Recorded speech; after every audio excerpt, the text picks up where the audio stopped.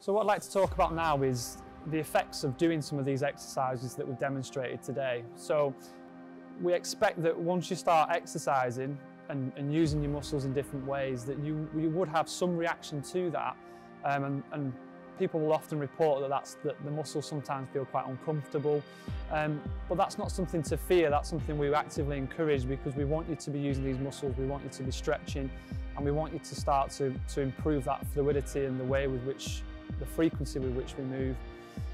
So a scale that we often talk about and advise, which helps us to sort of gauge where we are and what our reaction to exercise is we often use a traffic light system. So the green on a traffic light system is, we're looking at, if we take a pain scale from 0 to 10, so 0 being no pain whatsoever, 10 being worst imaginable pain that you can think of.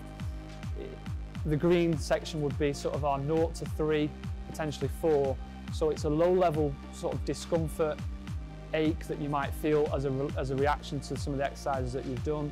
And we would expect that to settle down very, very quickly, often minutes to an hour or so after you've finished, which is absolutely fine and would be very much expected. The amber stage is where we're looking at pain that would be from that sort of 4 to around about the 6 mark out of 10. The pain then becomes slightly more intense and may linger a little bit longer.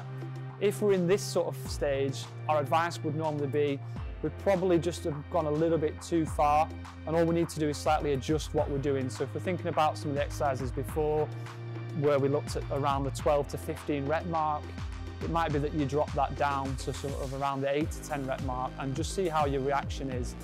We would often expect, even if you had pain that sort of was around the 4 to 6 mark, that settled down within the next 24 hours, that actually the next time that you do it, that should be easier. It's often related to the fact that you might not have done that exercise before, and it's very common that you would get some reaction to it. But again, if you feel that the reaction is too strong, then we would advise them that you slightly reduce the time or the load if you were using an external load, or the amount of repetitions that you do. The red stage within that traffic light system is looking at pains from the 7 to 10 range, so they're quite intense pains. We wouldn't advise or expect people to be reporting pains of this level, and if they are, then our response to that would be that we need to significantly reduce what it is that you've been doing. The key on this is that what we would not expect you to do is to stop and do absolutely nothing. We would want the symptoms to settle down first, which would be to a normal level or zero, no pain at all. And then after that point, we would then re-engage with some exercise, but at a slightly lesser extent.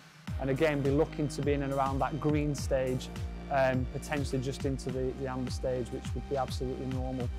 And the key point within that is that exercise can create discomfort.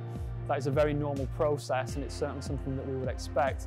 But one of the negative reactions we often find is that people then feel discomfort and then decide they don't want to exercise then after that. And actually that goes against the principles of how we adapt to different exercises and different load.